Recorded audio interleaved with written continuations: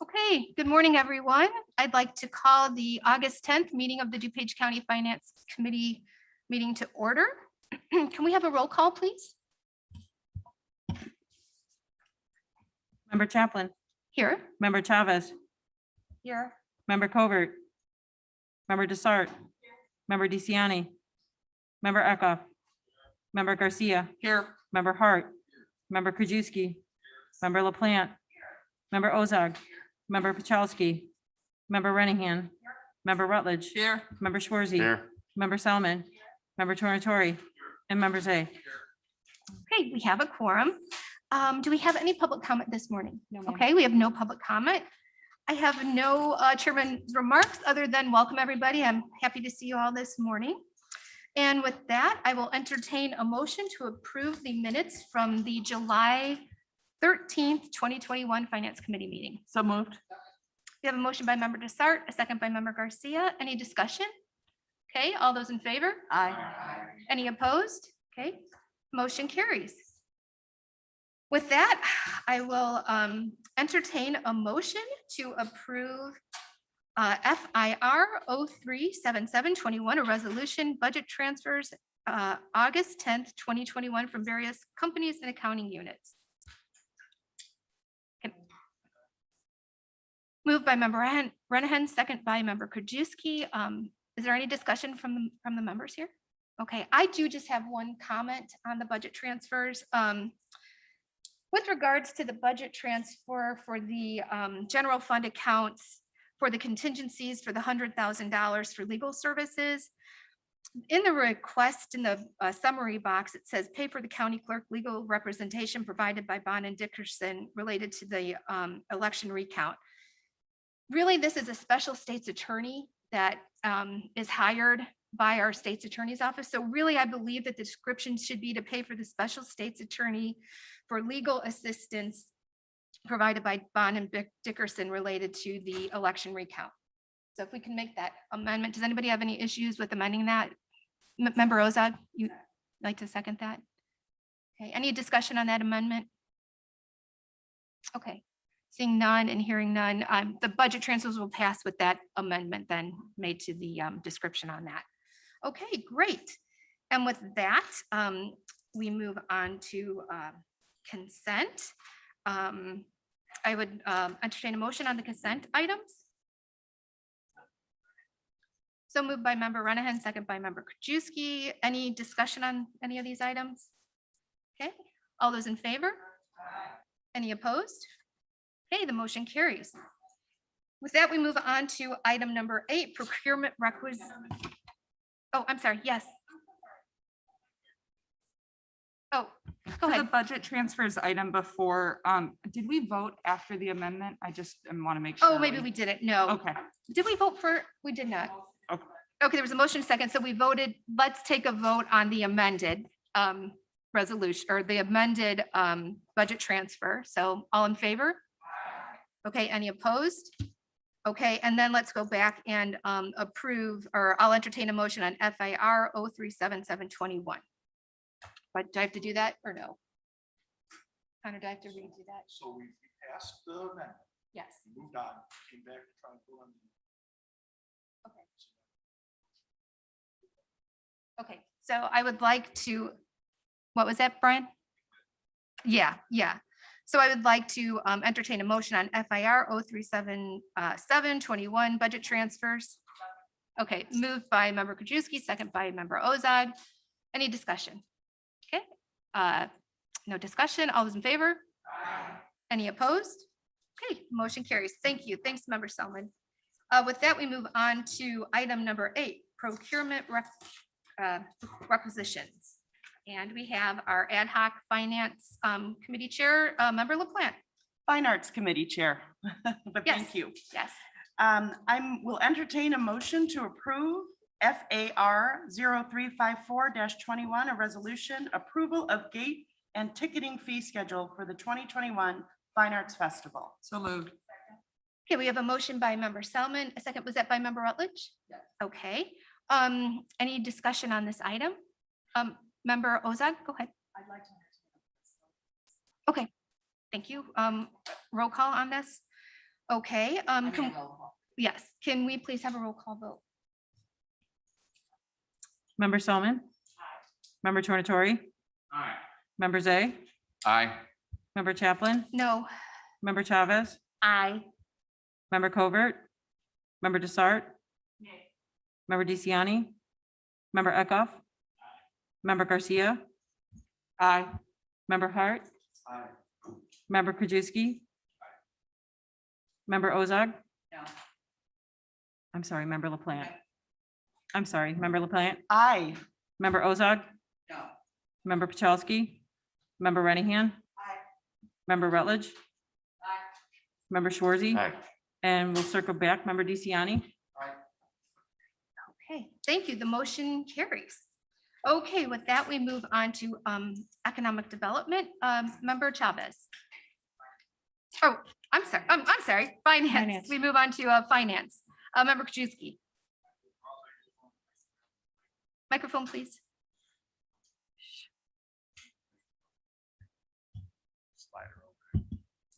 All right, move on authorization for overnight travel approval is requested for the chairman of the board of review to attend the Illinois Property Assessment Institute in good old East Peoria. Second. We have a motion by Member Krajewski. Who was that second by? Member Schwarzy. Okay, any discussion on this item? Seeing none, all those in favor? Aye. Opposed? Okay, the motion carries. Thank you. Now we move on to economic development. Member Chavez. Thank you, Madam Chairwoman. I would like to move approval of EDP 327-21, recommendation for the approval of a contract purchase order to CIII GSMS 03GG10 Corporate Lakes 1 for rental of office space for the period of September 1st, 2021 through May 31st, 2027 for workforce development. This contract is not to exceed $1,914,177. Okay, we have a motion by Member Chavez, a second by Member Salmon. Any discussion on this item? Okay, all those in favor? Aye. Okay, any opposed? Okay, the motion carries. Thank you, Member Chavez. With that, we move on to item D, Health and Human Services, Member Renahan.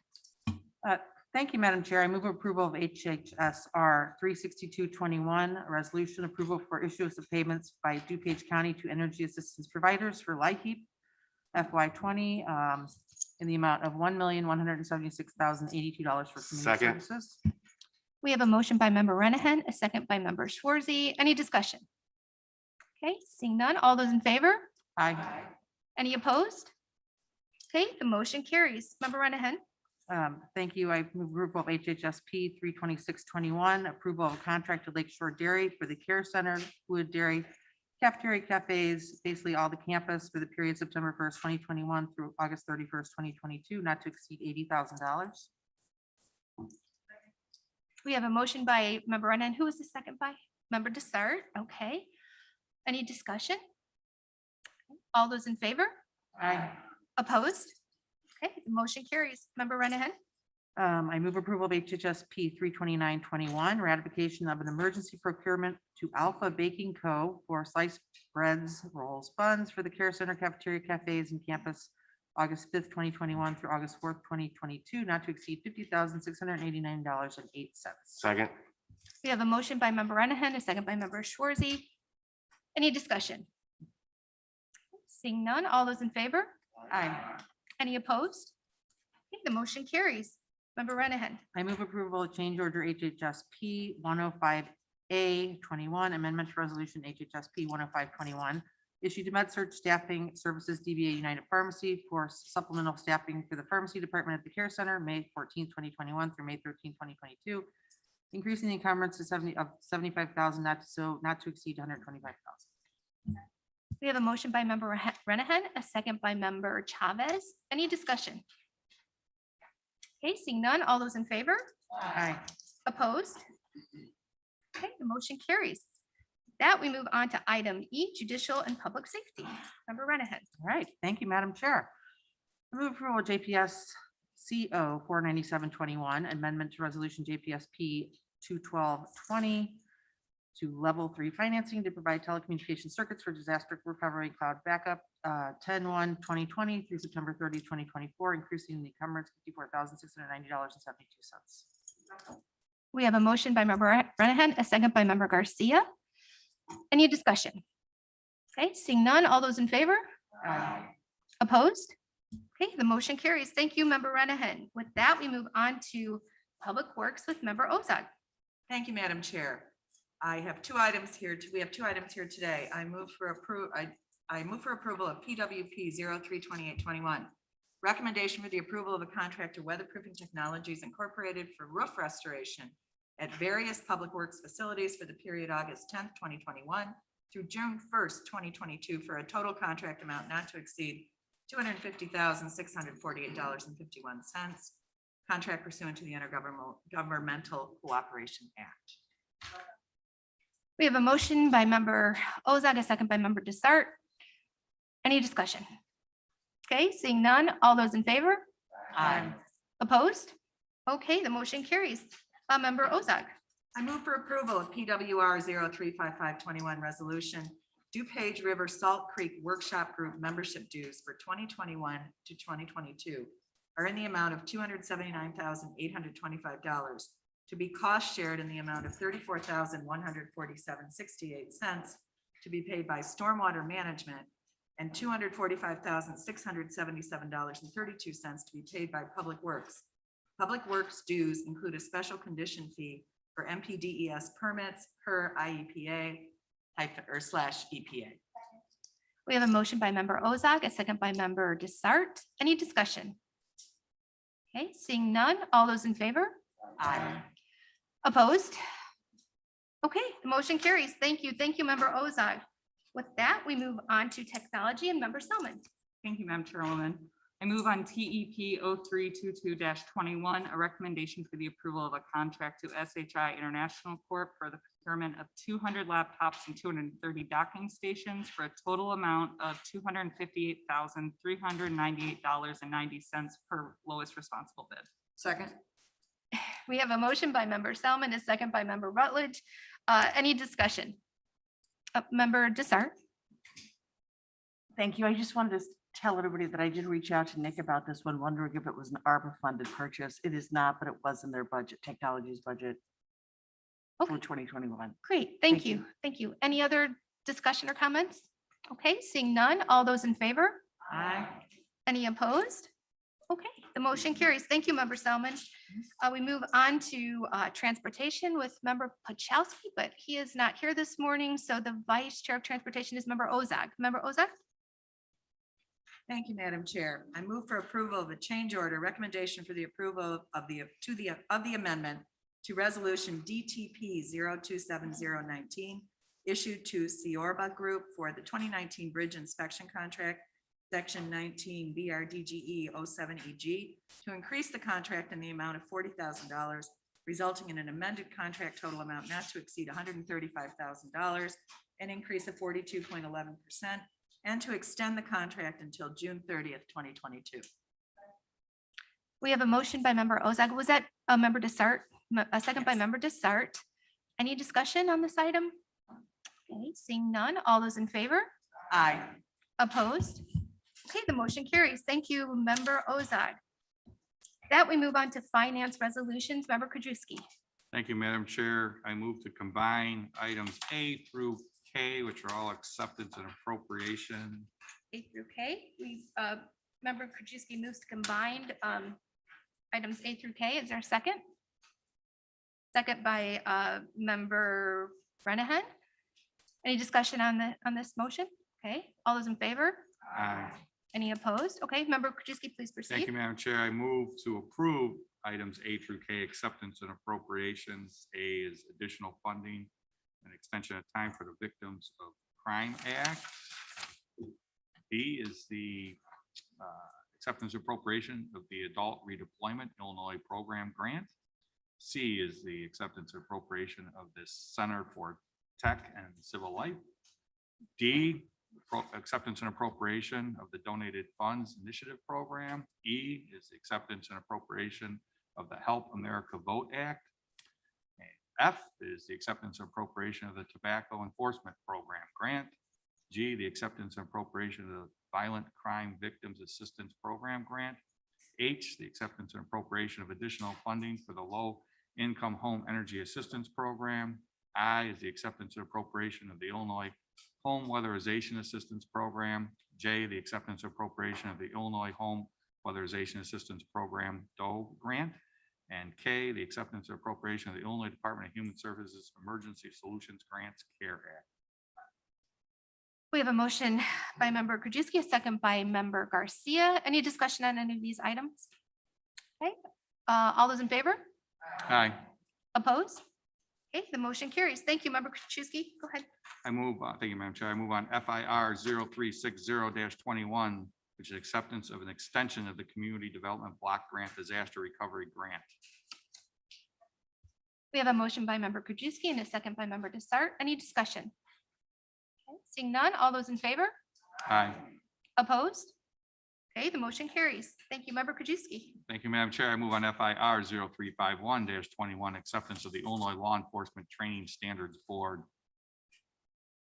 Law Enforcement Camera Grant. We have a motion by member Krajewski, a second by member Garcia. Any discussion? A member Renahan. I just wanted to point out for anybody who's not on JPS, this is body cam grant, so we did get it. Great job by Dan Billito over in the sheriff's office, so FYI. Thank you, member Renahan. Yes, we really appreciate our elected officials and all of our departments that really work hard on getting these grants for us. So go ahead. Any other discussion? Okay, seeing none. All those in favor? Aye. Any opposed?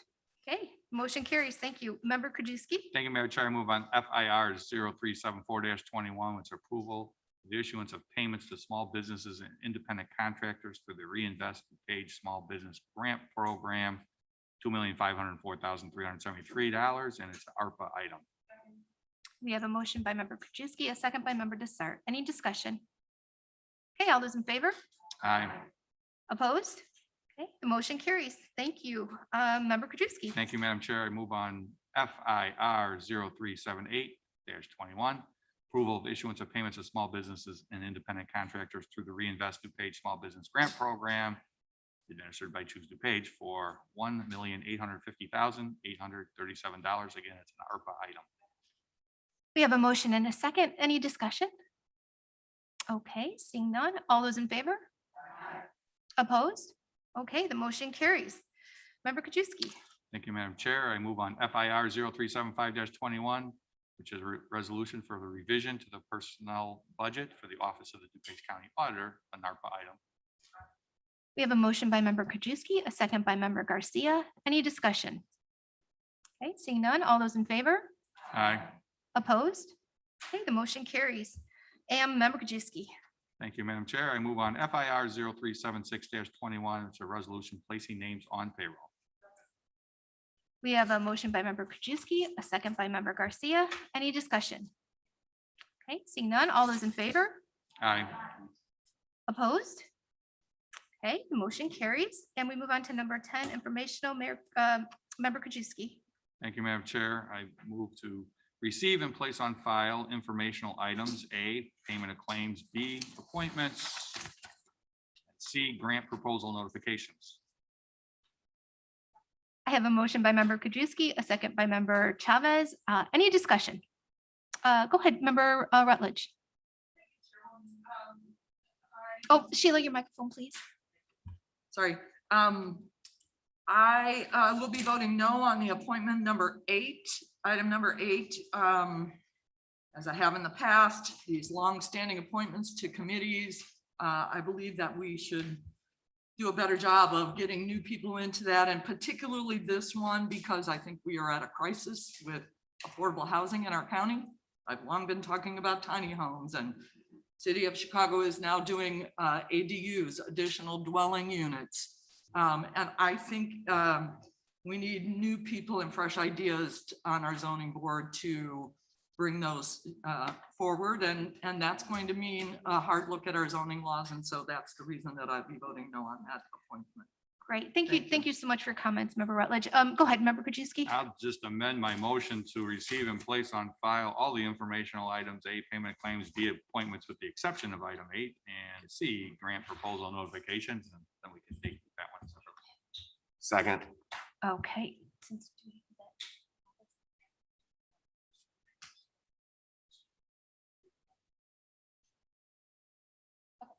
Yeah, I just want to make sure we're doing everything properly. Okay.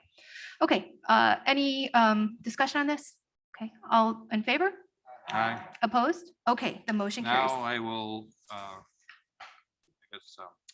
motion to receive and place on file one informational item under B8, the appointment of John Hakeem to the zoning board of appeals. We have a motion by Member Krajewski, second by Member Zay. Can we please, do you want to do a, we'll do a, can we do a voice? Okay, all those in favor? Aye. Opposed? Okay, okay, and the motion carries. Did you say aye or Thank nay? you. Thank you, Member Krajewski. Okay, with that, we are going to move on to our presentations. We have the Just did- American Rescue Plan Excuse me, Madam Chair? presentations. I think she said Yes. aye on that vote. I'm sorry. No, she did. Yeah. Oh, did you say? Oh, Correctly? So no. Dana, you have that to change Member Rutledge's. Thank you. Okay.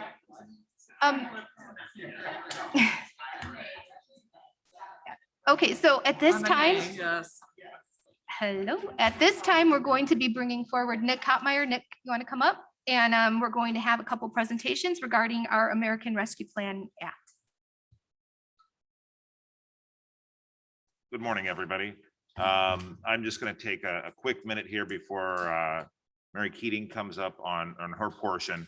Everybody should have received the spreadsheet that I put on your desk. This is the same spreadsheet that was sent to you, emailed on the 28th, I do believe, of July or 29th.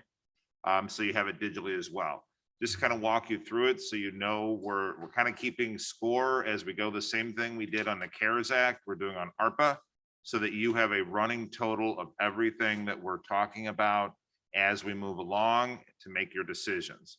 Basically, what it is kind of above the line, below the line. So everything above the total that you see in the middle of the page are items that we have talked about, that this board has theoretically had concurrence on the allocation. Everything below the line are any items we've heard about either from board members, from the general public, requests that we've had that has not come before this board for consideration. So that is everything we as a staff know about that's out there. I'm sure there's other requests that may come in. We will add them below the line.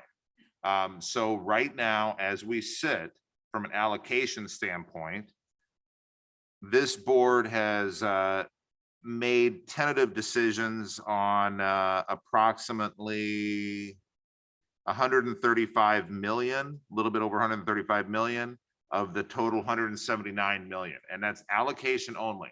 Big difference between allocation and appropriation. So the allocation is not set in stone. I mean, it's not a final action. It's basically just a direction to staff.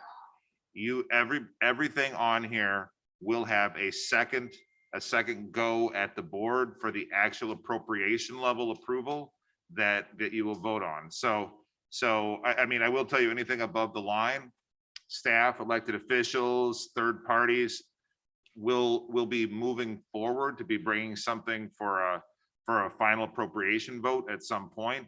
The only thing that we've taken through, I think, for the final appropriation, you've had some staffing changes that have been approved, and then the large reinvest DuPage through choose DuPage for 15 million.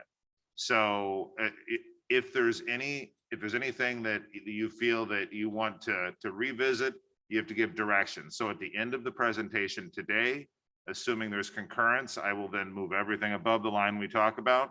If there's anything that you want to move back below the line, just to give us concurrence, so staff has direction. So I just want to kind of talk it through. Any questions on this one before Mary gets started? Go ahead, Don. Go ahead, Member Dessert. Thank you. Everything above the line represent requests that we've heard.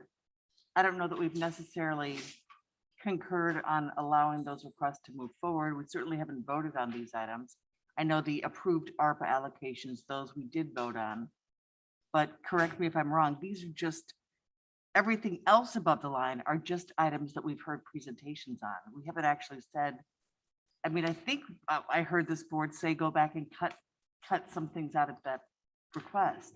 And everything above the line, there was a concurrence vote, a show of hands above the line that we have. Now, at the end of this, I've got kind of the back end of this presentation today to figure out what you as a board would like to move forward. Do you want to move stuff back below the line? What do you want to see? And that's gonna be the question, but everything above the line has had a concurrence vote by the board so far. Personally, I would love to give everybody on this whole sheet of paper the money that they request, but I'm just concerned that we're gonna spend it all in 2021 and not have any money remaining for the rest of the term 2025, 2026.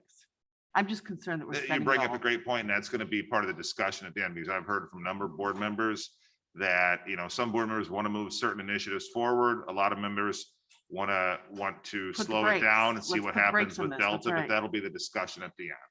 I mean, we know Delta is deadlier than the original COVID, and if you've heard Dr. Fauci, he's very concerned that we're gonna see something an even worse variant Mhm. coming this fall and winter. So I would just prefer, I am just one voice out of 18, but I would prefer putting the brakes on spending and And- make sure we have money for the remaining years. And we might actually, and at the end of the presentation, I've got some thoughts on that I can share. Okay. Once we hear from Mary Keating and I think Greg Bedeloff, and then we have some discussion on additional reserves. But you're absolutely, I've heard that sentiment from a lot of board members. Good. Thank you. Thank you, Member Desart. Member Krajewski and then Member Schwarzy. Member Krajewski, go Yeah, ahead. thank please. you. You mentioned, I'm not sure if we had a concurrence vote. I don't think we had a vote. I think we just had concurrence. You had a concurrence, like show of hands. Right. We didn't have an official vote. No, there's nothing official. Right. Except for the reinvest And- DuPage.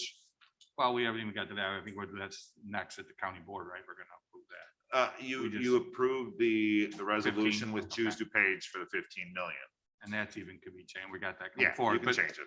And so, again, I agree with Member Desar, we should probably slow down a little bit, but and maybe relook at this, but we haven't approved it for final payout. And I think once we do like we're gonna vote on 2 of them at county board today for the reinvestment page, that we get daily or weekly updates or our finance committee, just the ones that we've approved, that we voted on, like the 2 that are coming this afternoon. I can differentiate that. Yeah, just so we know, I mean, because that's gone, and And with that's the- been appropriated. These other ones, are still subject to revision, but staff is moving forward because we've kind of given you concurrence. We may say, scale it back. We're not going to give this amount, we'll give less amount. We can always change this as we're moving Yeah. forward.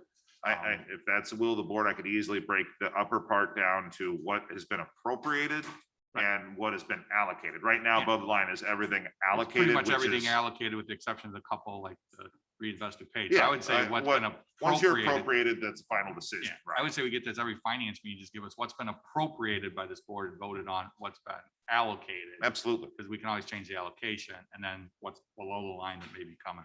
Thank you. Thank you, Member Krajewski. Member Schwarzy. Thank you. Some of my questions were answered, but, we have at least a couple more presentations over the next few weeks, and I'd like to see these presentations, and then as things get moved above this line, which they probably will, then we come back and look at this entire sheet. We have time to study it and decide, how to proceed from that point on. I mean, is that the plan? I think it's going to be up to the board at the end of this presentation, how we want to move forward. If we want to leave this sheet the way it is, move some of the presentations up, take some of the presentations down, hold off, maybe bring some things back to spring. So I think it's going to be the concurrence of how the board feels. So, And but it's definitely up for discussion. and to be able to make decisions, I think we need to see all the presentations and Yes. bring anything else forward that may need to be. I think that makes absolute sense. Yes. Thank you. Member Selman.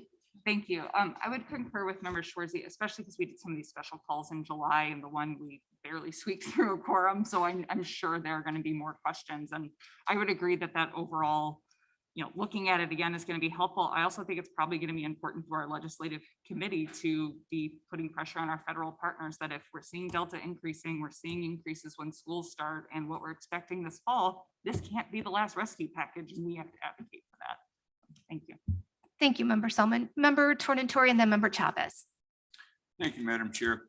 This kind of goes back to Member Desart and my visit to the buffet table a couple of weeks ago, if you remember. I think that we're in a situation where I understand perfectly where we have to determine what's allocated versus or appropriated rather versus appropriated. But I'm totaling just looking at this about another $70 million below the line. I think there's more than that, to be honest with Well, you. so that would, which would be well over 179 million. I'm fine with doing it this way with the understanding that there may be things below the line that we look at that are going to bump some of the things that are above the line. Yeah. And I know I just want to have that flexibility, and I think we all do, because perhaps we're going to reduce some of those numbers if we find out later that something below the line is more important than what we've allocated above the line. So as long as that's the understanding from a staff standpoint, And we then can talk. I'm fine with doing it. I mean, if you guys want to have the discussion now, we can do it now or at the end, but I mean, ultimately, there's above the line, besides Choose DuPage, there's 3 big projects. Everything else is on the smaller variety.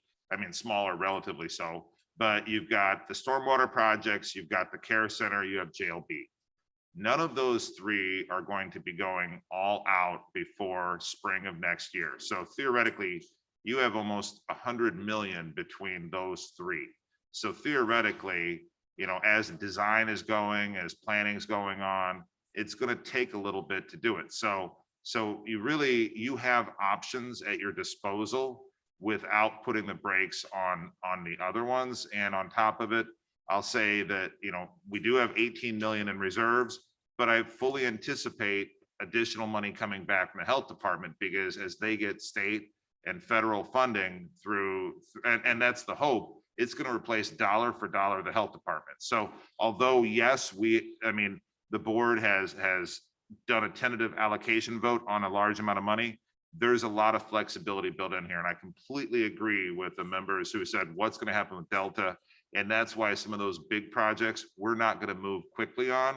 We're going to maybe bring some design, but it's going to leave you plenty of flexibility. It's going to leave you 100 million of flexibility to do it. At some point, we'll have to award the construction projects and move that forward. But there's a lot of unknown for this fall. And that's what we're trying to build in here, is a lot of capability for you as a board to go back and be like, okay, we wanted to do this project, but not anymore because we've got more pressing matters. We're going to pull that 20 million back.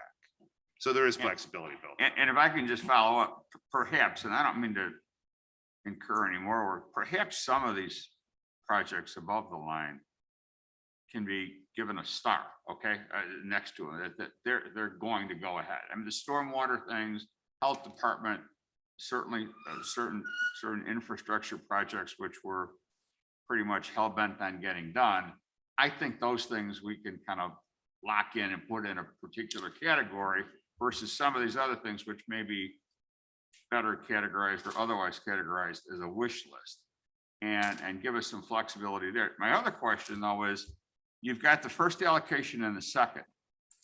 If we agree to appropriate X number of dollars for a first and second allocation, and then for whatever reason, between the first and the second allocation, we run out of money, things take a left turn, then where do we go? In other words, if we got a stormwater project, just looking at stormwater here, you've got the first allocation is $4 million, and then 16 million in allocation number 2. I presume that stormwater, when they begin their project with $4 million, they're doing it on the assumption they're going to get that 16 million. So I also presume then that 16 million is a hard number that's going to be given to stormwater. Well, I mean, everything is dependent, and everybody realizes that, dependent on the second allocation coming in from the feds. If for some reason the federal government does not release a second allocation, then everything is, we got to revisit everything. For stormwater instance, the 4 million, they have a lot of upfront design and permitting and preparation for the projects. The 16 million is more the construction arm of it. And I would say that if the second allocation doesn't come, everything on this list is in jeopardy that hasn't been spent so far. I mean, we may very well have gotten some design done, but we can't do the construction.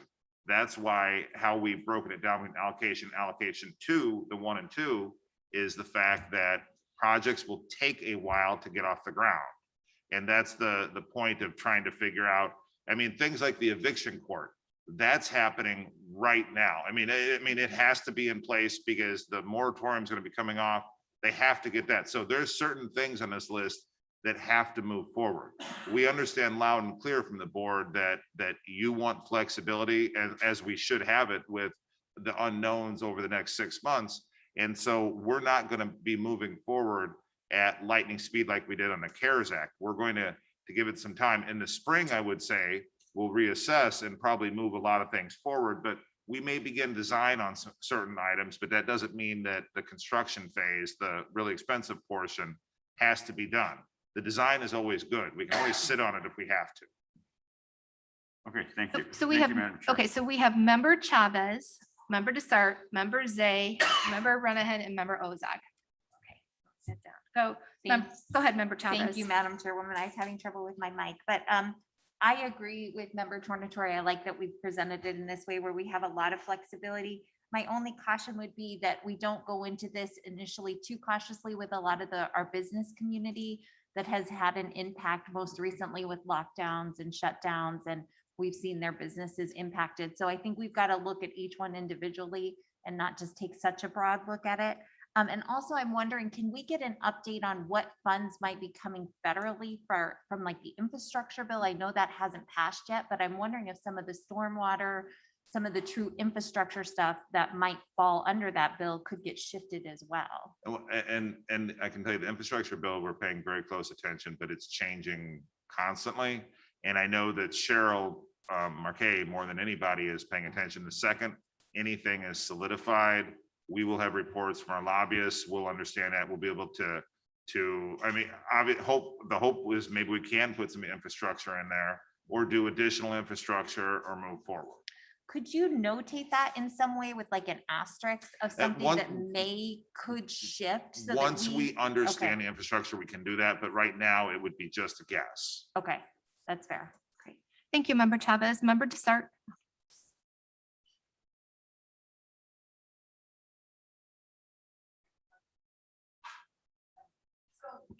Thank you, Paula. So in response to member Chavez, we have allocated $15 million to the small business fund, which I think is a perfect amount. I wouldn't like to see it go any higher because that's already 9% of the whole of the $179 million. We've given the business community 9%. But what I raised my hand to say was, I think when you saw consensus, I think what you really saw was that when we saw these presentations, everything above the line, I think what you saw is, do we have a consensus to support the sheriff? Yes, of course we do.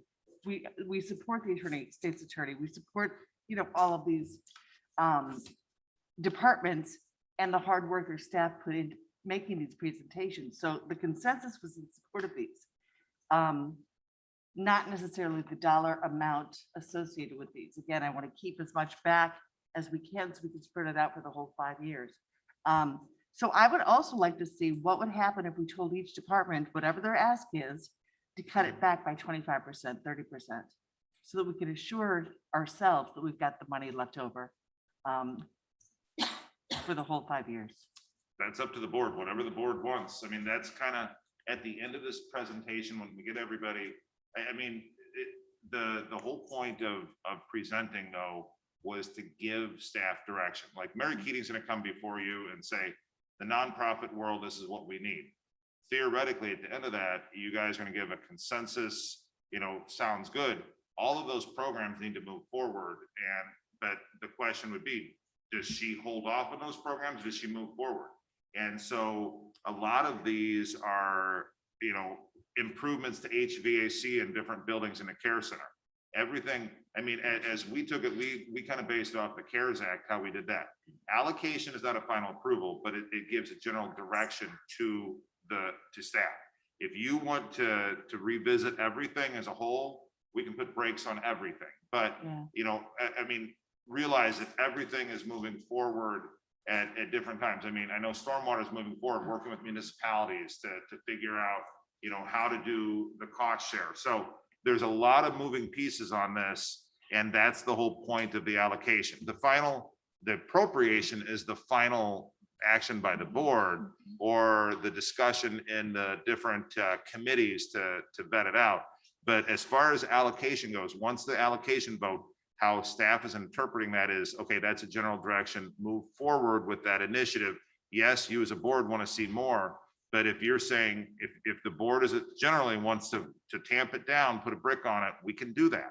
Then maybe we need a special call to discuss just this item, because I agree with Member Tornatori that we definitely need to start some of these things now. And some of the departments are a priority over others. For example, the health department, a priority, Health and Human Services, helping our residents, a priority, stormwater, a priority. So we should probably have a special call to flesh this out, this very thing out. But again, I'm good with the small businesses. We're giving them 8.5% of the whole, and I think that for now, that's a wonderful thing that this county has done. Thank you. Member LaPlante, hang on a second, because I have Member Zay, Member Renahan, Member Ozog, and then Member LaPlante. So Member Zay, please go ahead. Okay, thank you, Madam Chair. You know, Nick, I'm just, if we sit through a presentation, everybody goes, what do you think? Like Member Desart said, we nod our head. I mean, we have no direction here. This seems to be going in every direction all over the place. I mean, we need to make some definites. I mean, again, what are the deadlines? What are the timelines set up by the federal government to spend this? When do we have to notify them? When do we have to get that money in? I mean, on the stormwater, it's 4 million requested because that's what we have shovel ready to go. Those are the projects we can do in the next year or two and meet the guideline. 16 million is for designing of new projects and going on new projects. So if we don't have that 16 million, we just won't design and do new projects. But again, with everybody else, when we're sitting here, I have a problem as a board member. Somebody says, like Member Desart said, how do you feel about the sheriff? Oh, it sounds good. Well, it doesn't mean we're voting and we're giving a vote. There was nothing on the agenda. There's nothing that says we have to do that. We have to break this down per number so we get to this. Right now, we're kind of all over the place saying, yeah, that sounds good. This sounds good. That sounds good. But now, next thing you know, we have $300 million worth of projects. I mean, we have to narrow this down somehow after we hear the presentations today, and then come back with some kind of guideline, timeline. This is what we need to do. And here's what the board's going to vote on, and actually talk about it and say, yes or no, here, are we moving forward on this? Or are we not moving forward on this? Because again, it's all over the place, and it's not your fault. It just seems that's the way it's going. We just need to be more definite on what we're doing. Again, because we don't want to spend all the money and then something happens and somebody said, well, I just wasted $500,000 on design of projects we're not going to do. I mean, I think that's our concern. We don't want to waste money when we can be using it somewhere else. I know it's difficult. It's not like CARES Act where it was, we had to do it like that. But if you could give us a guideline of when this stuff has to be done, and obviously it's tough on you guys because we're right in the middle of the budget process on top of everything else, which doesn't make it any easier. And everything that was brought before you was vetted as far as obviously priority for the department. And it's difficult because from us at the health department, they're moving forward at breakneck pace with everything they're doing. I mean, everybody's moving forward as if, okay, that's some general direction. But if we want to say everybody hold tight, no one spend it, we can do that. But, you know, obviously us as staff can't say, health department, you can do it, but you can't do it. I mean, that's not a decision. That was the purpose of the concurrence. But I understand exactly where you're at. And I can tell you that as far as requests below the line, many of these are not formed up. We just have a, hey, we'd like money. And so if you think that there's going to be a complete presentation by probably 80% of below the line was, we just want money. And so I have no idea what it is they want money for or how you would do it. I have no idea. And so that's the only concern. I mean, you're going to get it at the end of today. Our suggestion is going to be the portal for the outside community is to probably delay the portal and not move forward to the portal, because what's going to happen, you're going to get probably 100 million worth of requests from other entities. Are we prepared to move on those 100 million? we don't know what's even available. So our recommendation today is going to be hold off on the portal. Because really I don't want to put everybody out there through the portal if we're not going to move on anything until spring. We should wait till spring to see what we have left. So there's a lot of decisions, and you're right. Members A, we've got a lot of time left to spend this money, but certain departments have to spend it, like health department or stormwater, things like that. We got to figure out what the timetable is that they should spend it. So we can do a special call, but at some point there needs to be definitive direction, like as far as the court system. Do they finish the automation on the courtrooms out there to allow all of the remote hearings? You know, is that a priority? I mean, those are the type of questions that, you know, we can bring back every single one of them and have an up or down vote, but that's what we thought we had with the concurrence before. Thank you, members A. Any more questions? Okay, thank you, members A. Member Renahan? Thank you, Madam Chair. Thanks, Nick. Kind of along the same lines, I think we're kind of hitting on something in terms of priorities, and maybe, I think my suggestion would be maybe the departments themselves would be asked to rank their priorities, because I know when I'm looking, for example, at the courts, great passion when it comes to eviction courts. We all know this is something we need. Touchless restroom, I'm not having that same passion for. And I think, you know, I think a lot of these we could probably very easily rank them or ask our department heads to rank them. For example, when I see COVID-related operating expenses, to me, that's very amorphous. What that means to the auditor might mean something different to IT. I mean, if we could get a little bit more fleshed out, I think it would be helpful to our decision-making process. Member Ozak, go ahead, please. Thank you, Madam Chairman. I'm somewhat concerned with your reference to us getting the second tranche of money. And there's I know nothing, it's totally possible, but we have 10 months to wait. Is there any indication No, or something we zero haven't heard of? You're just indication that- simply saying it is possible. zero indication that we wouldn't get it. I mean, it's, and they would have to pass Right. new legislation for us not to get it. Okay, And so there's zero indication, but obviously until the money is sitting in the treasurer's accounts down there, I mean, there's always a possibility. and that receiving that second tranche of money is certainly something that we can think about as we prioritize, assuming we have. a And that's, special call in this the near does future. what But you there's see no in reason front to of you. think this isn't coming. Right. Okay, thank you. Thank you, Member Ozak. Member LaPlante? Thank you so much, Madam Chair. I would just like to ask my colleagues here, maybe we zoom out for a second, because we're not even able to get through the presentation before we're asking these questions. I do feel like a little bit that we're putting the cart before the horse. I think what Nick is trying to do is say that, you know, we have to listen, hear the presentation, then there's going to be time for discussion afterwards. Is that correct, Nick? I mean, today's a great example. Mary Keating, nonprofits, Mhm. you know, some of the most, you know, probably difficult problems that we have to address. You know, theoretically, at the end of her presentation, you guys will likely give a concurrence to her presentation. It's well thought out. I mean, she's likely going to move forward at lightning speed after today's vote to get, or not really vote, show of hands, to get something in front of you. Now, for instance, is that one where you want her to hold off, or do we move forward? I mean, and those are the type of, I mean, do we hold off for 2 or 3 months before we go through the rest of these? And that's the question. And there's no way for staff to know what the priorities are.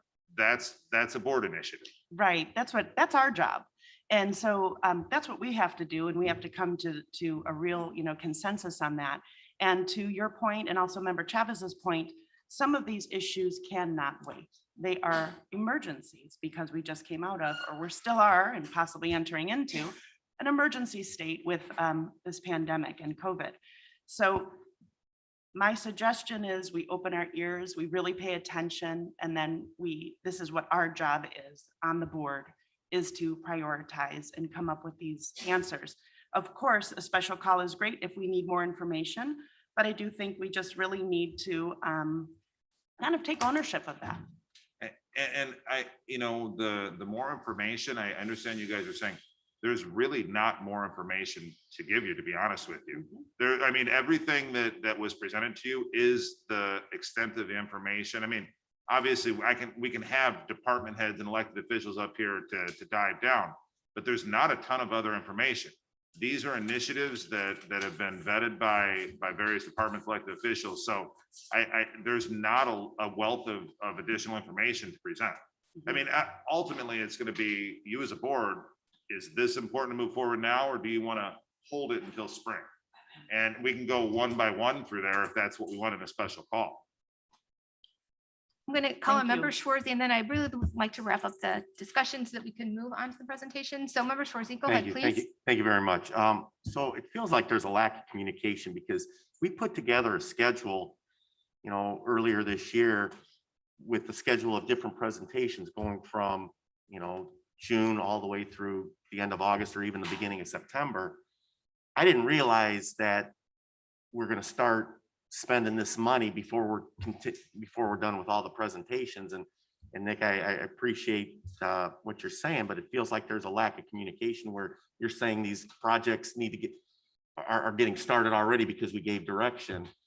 It feels like there needs to be a little pause so we can get through these presentations before we start pushing for some of the projects that we've heard already. So that's all. Right. So what I think we did at our last couple meetings was we gave them, so they presented to us and we kind of gave like the head nod saying, we like what you presented, start moving forward with your plans, but they still have to come back with those plans for us to vote on the actual expenditure of the funds. Is that correct? Absolutely. Okay, so we haven't really spent any money yet, but we have to give our staff some direction so they know whether they can start moving these projects forward or to hold back on these projects. So I think you're right. We're kind of sending staff right now a mixed message because we're giving them, some people we said, yes, let's go ahead, start. We like what you presented. And maybe now we want to pull back on some of these. But what I think we need to do is listen to Mary's presentation today. There are some, I agree, there are some very critical needs in this community right now. And we really do need to prioritize what money, what funds need to get out immediately and what funds we can hold back. Because I can tell you, this year there was stimulus money that was sent out to many residents. There were stimulus checks. There was a lot of financial help for people. Next year, that may not be the case. And we might have to really shore up our nonprofits because they may be really hit hard in the near future. So this is why with some of these other requests that are outside what our county does, maybe we want to put those, you know, we haven't really said anything on those. We've said, hold up, maybe bring those back in the spring. But like I said, let's listen to Mary's presentation. And then after that, we can discuss with Mary, does this board think that this is a critical and that we give Mary the go ahead? Or do we think that we want to have her hold back and wait? I think that's going to be the discussion then. So. I mean, ultimately, the money is the board's to figure out how to spend. We just need direction as staff to say, focus on this one, focus on that one. That's what we need. So. Mary, please come up. I'm sure. Thank you so much, Mary. Sure.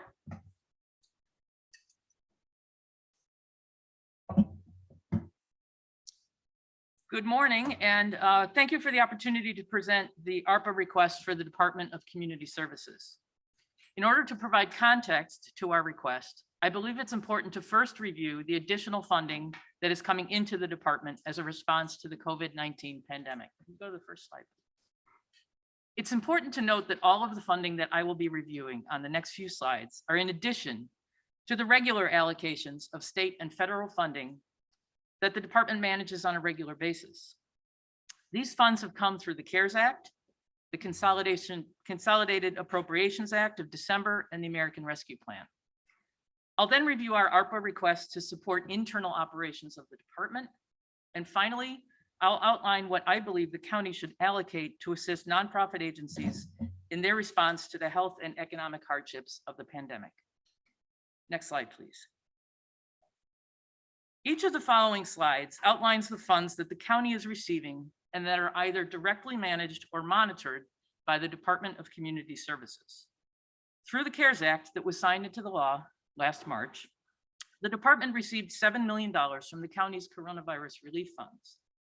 In addition, the department received allocations totaling just under $14 million from 5 other federal programs to support COVID response efforts. Those funds are still being actively managed by the department, with most having spending deadlines of late 2022. The CDBG and CSBG funds, similar to their regular allocations, must be used to benefit low and moderate income residents through capital projects or public services, all directly related to COVID-19. LIHEAP funds provide assistance with energy bills, and the Emergency Solutions Grant provides homeless assistance and homeless prevention services. The ESG fund is the primary source of assistance we've been providing to PADS and Catholic Charities for hotel stays for persons experiencing homelessness. Next slide, please. In December, when Congress passed the Consolidated Appropriations Bill, they created 2 new programs, with the county receiving allocations of just under $29 million. First, the Emergency Rental Assistance Program is the first ever federal program specifically to provide rent assistance. This is a program that we are partnering to manage with the Illinois Housing Development Authority. I'm pleased to advise the board that as of last week, nearly $9 million has been paid to DuPage landlords on behalf of tenants owing back rent. And IDA is continuing to process over 1,200 applications from DuPage residents. Additionally, Congress created the first ever program for water bill assistance. This program is a companion to the LIHEAP program, which assists with gas and electric bills. Both the rent assistance and water bill assistance programs will continue to operate through 2022, with the water program operating into 2023. Next slide, please. Finally, when discussing the American Rescue Plan Act, or ARPA, I think it's important to be clear on the terminology that we use. The $179 million that the county received, and that has been commonly referred to as the ARPA funding, is actually from just one portion of the American Rescue Plan, called the State and Local Fiscal Recovery Funds. So in addition to those funds, the county is receiving ARPA funding from 3 additional programs totaling just under $42 million. Those are a second allocation of emergency rental assistance funds, an allocation of the LIHEAP fund that is 4 times our typical annual allocation, and funds from the home program to be used for affordable housing. The home allocation is also 4 times our typical annual allocation. Next slide. In total, there is just over $91 million coming through the department from these 3 pieces of legislation. There are 2 important things to note. First is that each of the allocations has very specific eligible activities. We have very little flexibility in how they are used. Secondly, please note the number of programs that have spending deadlines before the end of 2022. This will be putting extraordinary stress on the existing staff, as well as creating an urgent need to hire additional staff to get these funds out into the community. Next slide. So despite this influx of dollars, there are some gaps that I see in the areas of public health response and economic recovery that I'm requesting be addressed through the ARPA state and local fiscal recovery funds. Next slide. First is the implementation of a 211 system. 211 is an easy to remember phone number that helps residents connect to social services in their community. 211 has been operating across the United States for many years, with Illinois being one of the last states to provide coverage. Operating 24 hours per day, residents would be able to get their questions answered outside of the county's current business hours. 211 service is very similar to the work that's already performed by our information and referral staff. So the funds requested are for the additional costs associated with technology upgrades and overnight and weekend staffing. We've had excellent discussions with the management of the Addison Consolidated Dispatch Center, and they're interested in partnering with us on the weekend and overnight coverage. This total request of $1.6 million would cover the startup costs and operational costs through 2026. During that time, we would get a better idea of the demand for 211 service during weekend and evening hours. to better understand the staffing needs. We would also work to identify sustainable funding sources to continue the service in 2027 and beyond. Next slide. The next request of just under $800,000 would cover the cost of 4 additional staff for the Department of Community Services for 3 years. Those staff would be 2 case managers who would be specifically assigned to work with clients in eviction court to get them connected to rental assistance or rehousing assistance. A housing navigator who would work proactively with landlords and tenants to help identify and secure units for clients, and an outreach coordinator who would spend their time out in the community to make sure those communities most significantly impacted by the pandemic have knowledge of and access to the services provided by the county. Next slide, please. So many board members have reached out to me and asked what our plans are for assistance to the nonprofit community. I'm recommending a 5-year grant program totaling $10 million to provide funds to DuPage nonprofits to create programs to assist residents impacted by the pandemic. These would be long-term grants that would have significant impact in specific targeted program areas. These program areas could include food insecurity, housing instability, behavioral health and substance abuse disorder treatment, domestic violence, and other services to support populations disproportionately impacted by the pandemic. Large grants that cover multiple years provide nonprofit agencies with an opportunity to create programs that will produce the most impact while removing the uncertainty of reapplying for funding every year. $10 million over those years would represent double what the county's level of support was under the Human Services Grant Fund. Also included in this proposal is the cost of administration. As I hope I've made clear, the department is significantly taxed in its ability to manage all of these funds. Therefore, we would either have to hire additional staff to manage this grant program or contract with an outside entity for program administration. Just a note that professional grant managers who have the skill set needed to create a social impact grant program, solicit and evaluate proposals for funding, and monitor and report on those programs are a rare commodity. Administering this program would add to the department's staffing challenges. Should the board approve in concept the creation of a $10 million grant program, I would recommend further discussions with the Health and Human Services Committee with a final program design to be brought back to the board for approval. Next slide. And finally, DuPage PADS, the county's largest provider of emergency shelter, has made a specific request for funding. As you probably know, PADS completely transformed their service delivery model at the beginning of the pandemic when it became clear that the night-by-night congregate shelter model was not safe for the health of their clients, volunteers, and staff. Since then, DuPage PADS has been providing emergency shelter in several DuPage hotels. Since March of 2020, PADS has provided temporary housing to over 420 individuals, including 130 children. Providing clients with privacy in a secure space to temporarily house themselves and their family has resulted in a remarkable 80% reduction in mental health incidents and 75% reduction in health incidents amongst their clients. Additionally, PADS has observed a 500% increase in the utilization of their case support services.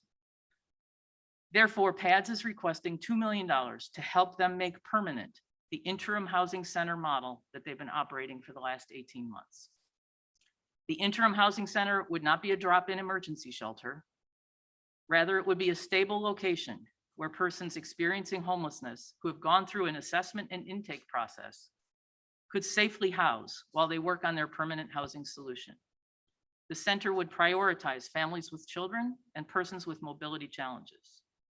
While I will leave it to PADS to discuss the specifics of the location, I am pleased to report that PADS has had positive discussions with the leadership of the specific municipality and have their full support. The full cost of the purchase of the proposed property, including some minor rehabilitation, is $7.5 million. The additional funding would come from other sources, including $3 million in CDBG-CD funds, $1 million from bequests already received by PADS, and $1.5 million in a combination of fundraising, PADS reserves, and a commercial bank loan. Next slide, please. In summation, the four components of the programs and services I'm proposing come to 15 million. I believe that each of these investments will be transformational for the county, the nonprofit community, and the residents of DuPage. With that, I'm happy to answer any questions. Okay, we'll open it up to any questions. Does anyone have any questions for Mary? Member Krajewski and then Member Rutledge. Go ahead, and then Member Garcia. Thank you, Mary, for the presentation. And just on the food banks, I know in discussion, at least with Member Chaplin, we were going to look at to allocate money just to the Northern Food Bank, who then distributes it, make it easier for you to distribute it to the local ones in DuPage. But I know that, like in my area with the fish food pantry, they have they get stuff from Northern Food Bank, but they also have to go out and they have with the new facility, a tremendous demand right now. They have to go out and purchase every month stuff that they can't get from the Northern Food Bank. So as you're developing the program, and I'm fine with the 15 million, but I'd like to see maybe some of these food banks getting direct assistance cash wise, because they know what their customers that are coming in need.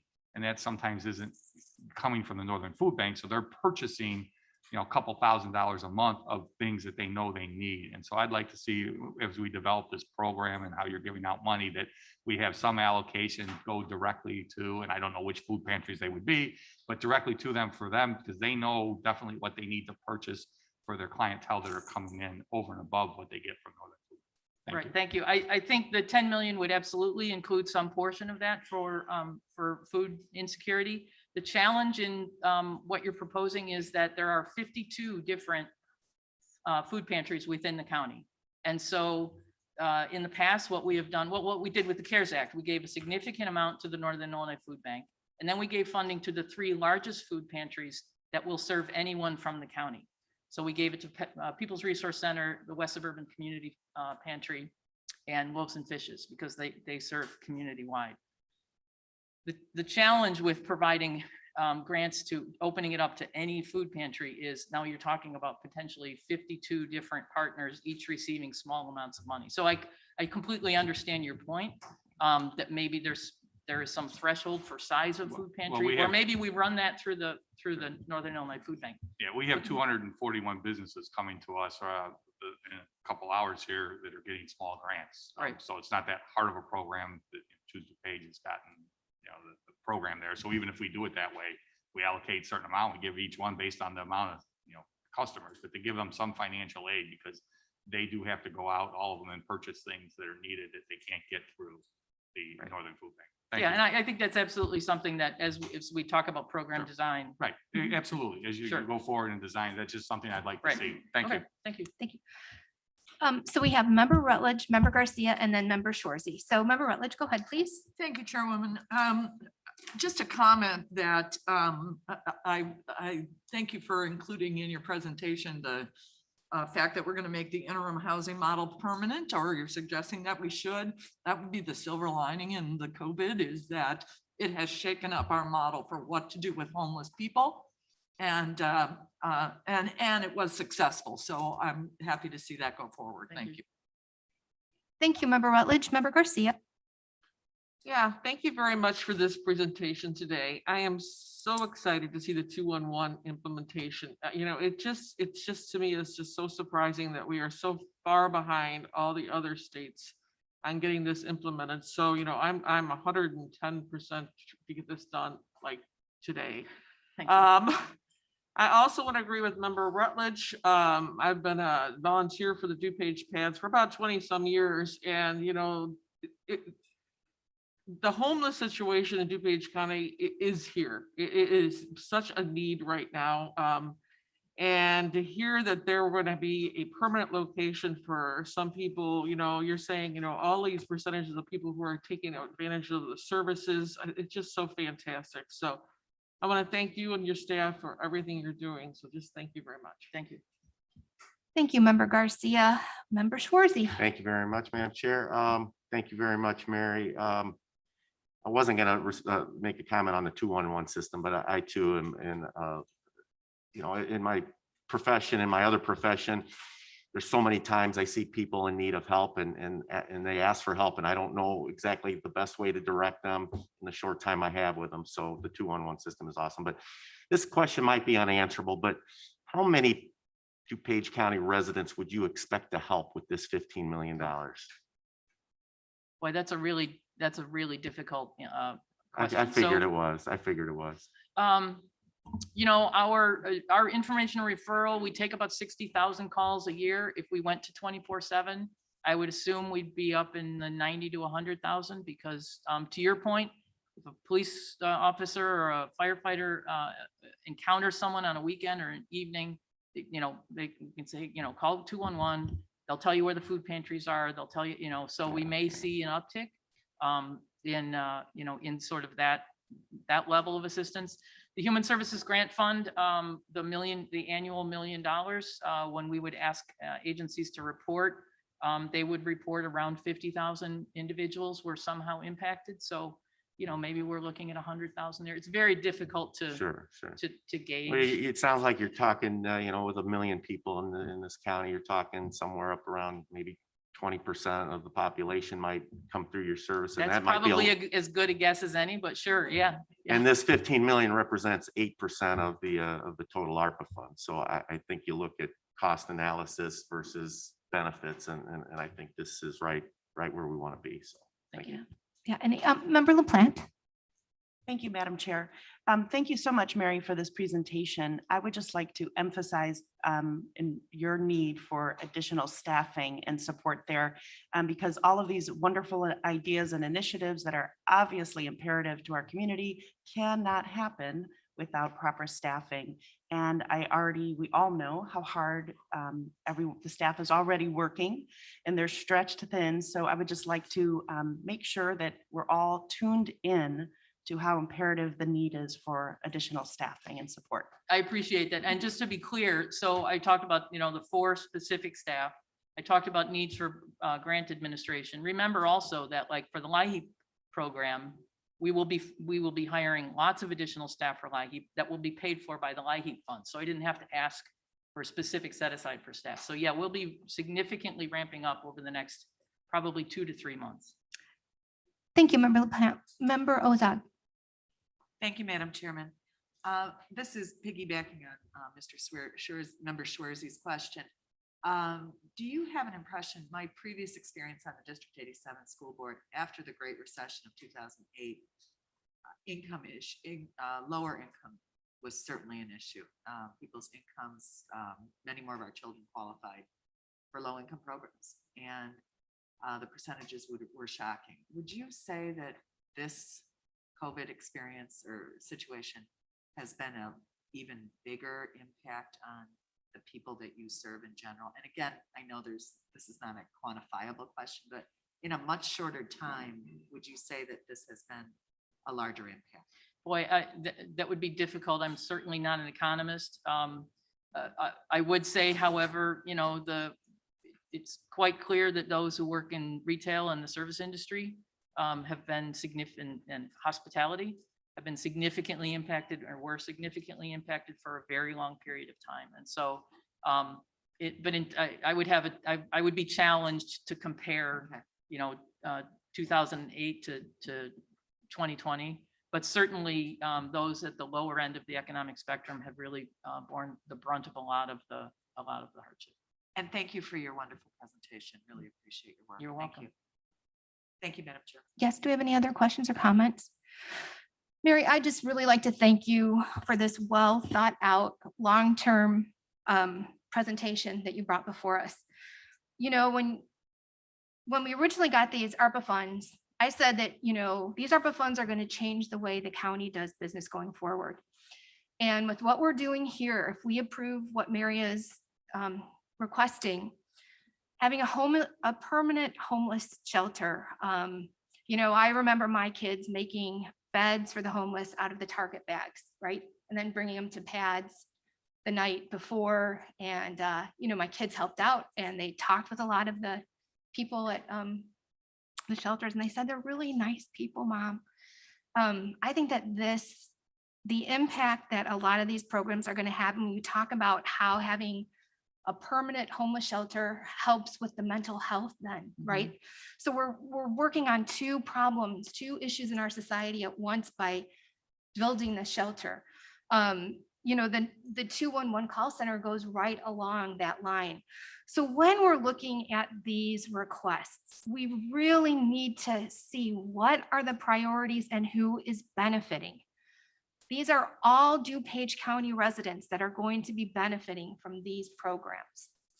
So, as we deliberate, please keep this in mind. This program is helping the neediest of all. And I'm really proud of what you brought forward, and I really hope that our board throws their support behind Mary and gives her the green light to, get to work on this. So do we want to see if we have Member Garcia, Member Hart? Hold on. Do you all want to talk?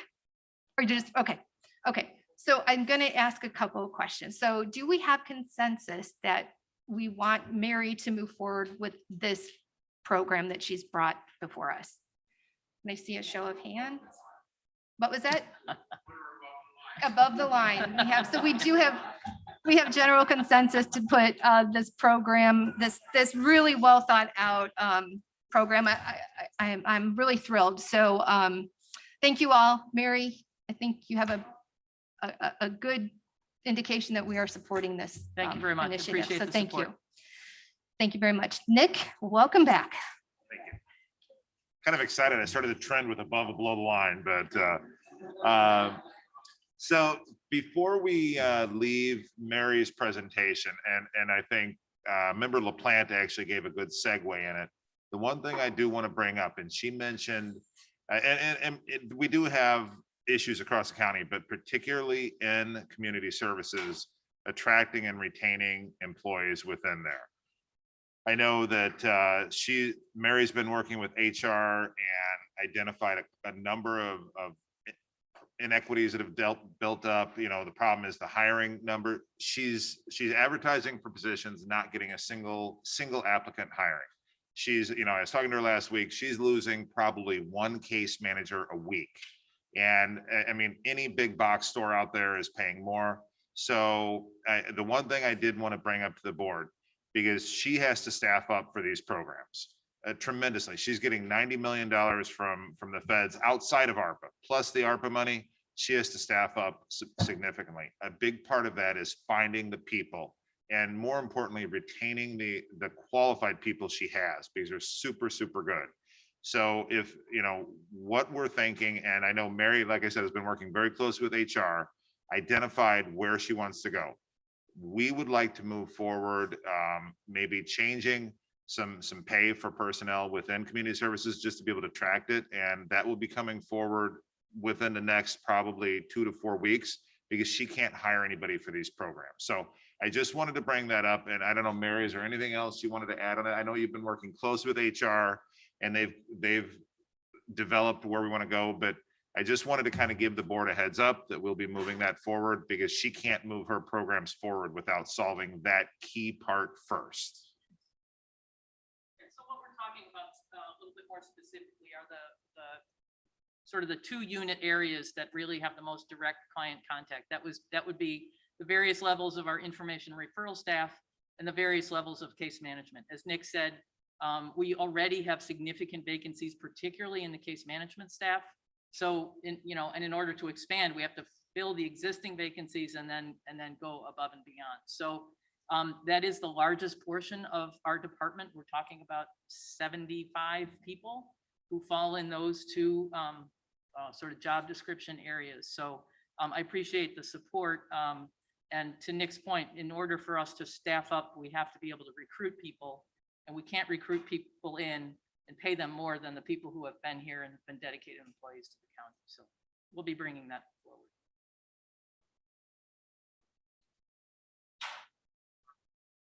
Pete, Member Jessian, could you please put your microphone on?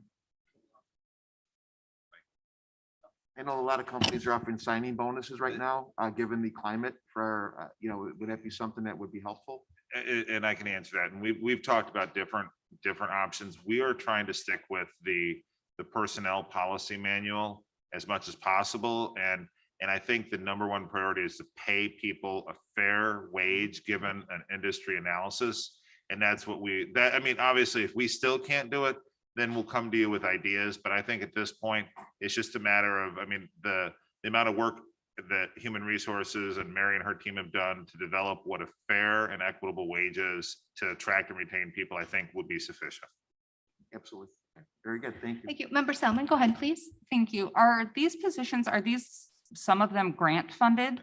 And because I know that's always been part of it. So Yeah, I have a couple we questions. actually had that discussion just yesterday. We were sitting in my office. Probably, you're probably looking at 50-50 around there, 50% grant funded, 50% general fund funded. I mean, give or take, maybe 5% either way.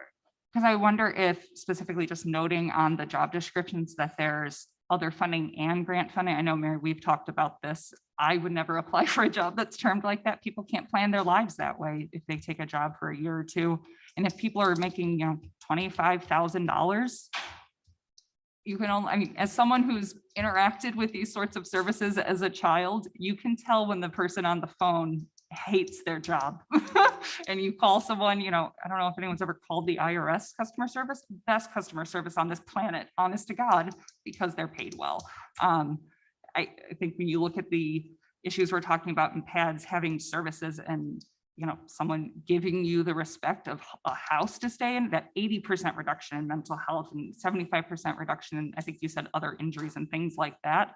That's what we see when we pay those who are helping our our community the most. So I could not agree more. I would love for us to see if we could get a percentage change when we get those amounts coming through. So it's, you'll usually say like an increase of 10,000 or whatever, but if we could start seeing, is that a 15% increase, just so we can help get our mind around kind of the scale of the issue while we're addressing it, that'd be helpful. Absolutely. We will provide all that information. Thank you so much, Member Selman. Member Ozak? Thank you, Madam Chairman. Again, I don't want to go into the weeds too far, but do you do exit interviews when you are having staff leave? Are they burning out and going to do something else completely, or are you finding that they're going elsewhere? Do you have any indication of what pay they're receiving if they are moving on to a different and better paying position? Yes, I will tell you that I think maybe the majority of the exit interviews we've seen in the past have been a combination of two things.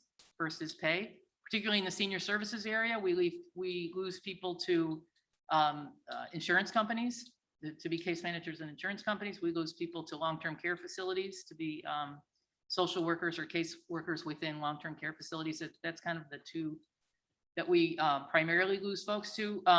They also complain about the workload, and the workload is directly tied to the vacancies. So the vacancies create additional stress on the staff who are here, because somebody has to pick up that workload. So Vicious circle yeah, situation. exactly. So by recruiting and retaining people is just so crucial, because the more the more turnover you have, it becomes this vicious cycle. So if you can retain people, you don't lose out on some of our services are basically fee for service from the state. So when we have vacancies, we're not collecting that revenue from the state. And so it really creates this vicious cycle. Thank you. Thank you. Thank you so much, Marion. I'm going to wrap up this conversation if nobody objects, so that we can move on to hear from Mr. Greg Bevelow. Is that okay with Can we have everybody? the Okay. PowerPoint up? Next slide. And this is before Greg comes up. This is just simply a decision where the board, what do you guys want to, how would you like to proceed? We recommended 18 million in reserves. There was a lot of discussion that we should kind of supersize that reserve a little bit, just in case, along the lines of what the unknown we have in the fall. So I know the number 10 million, an additional 10 million in the reserve contingency fund was thrown about to make it a total of 28 million.